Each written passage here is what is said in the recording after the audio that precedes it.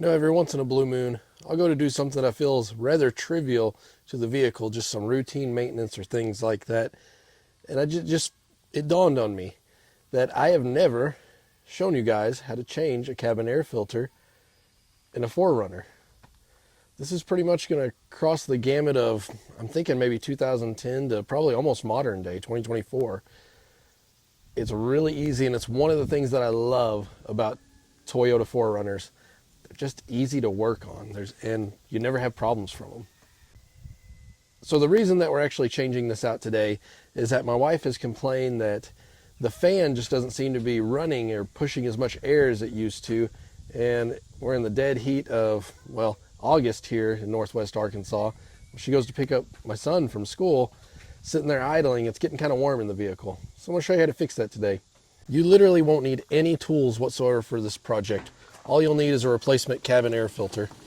I just happened to pick one up from Walmart. I'm actually kind of partial to the SuperTech brand. You know, they get a lot of love and they get a lot of hate in the comments, but I don't think SuperTech's too bad in my book.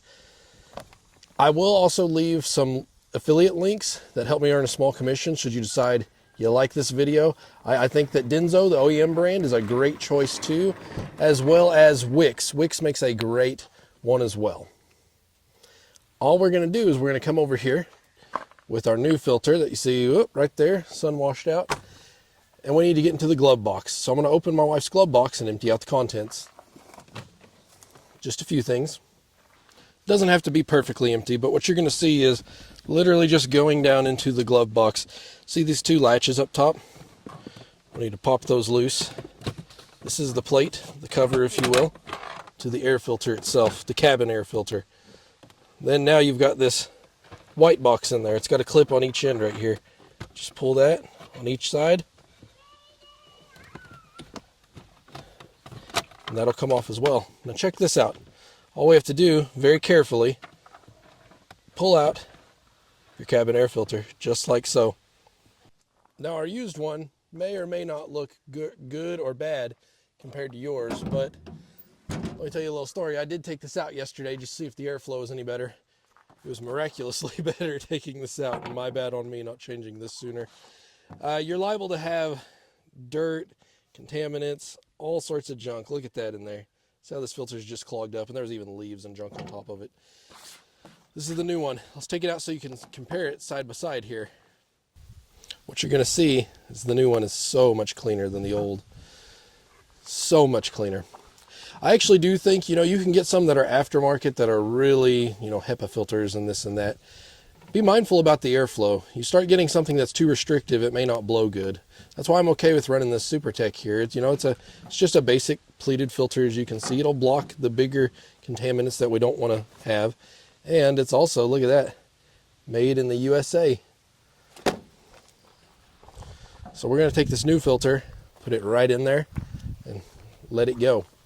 One thing you want to be mindful of whenever you install your new filter is look on the sides of it.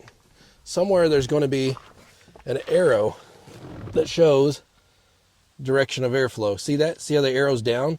You want that to go down whenever you insert it. So foam ends here. We're going to insert our air filter. Sorry about me squeaking around in the seats here. Now that we've got our air filter installed, push that piece on both sides. Clip that back in, and now we just refill with our stuff.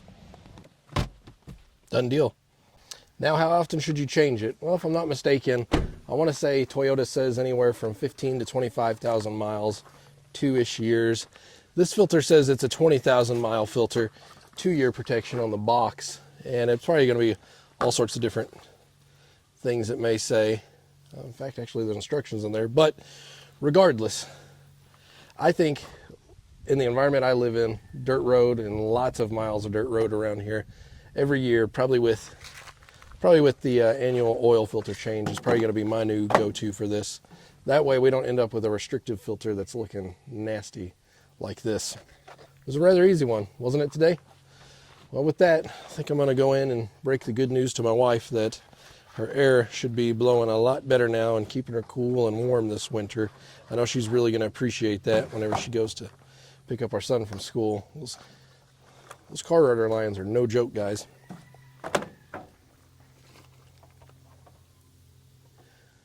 So with that being said, if you got airflow issues, or if your windshield isn't defogging good, or it just seems like it's not getting hot and cold like it should, take you 5 minutes to check that.